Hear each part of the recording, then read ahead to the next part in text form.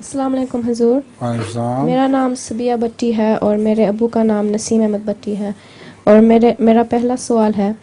سورہ البقرہ آیت 178 کا ترجمہ ہے: اپنے مال کو گردنوں کو آزاد کرنے کی خاطر خرچ کرو. حضور، اس سے کیا مراد ہے؟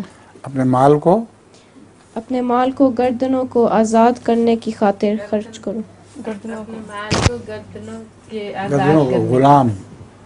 گردنوں کو آزاد کرنے سے مراد یہ ہے کہ غلاموں کو آزاد کراؤ.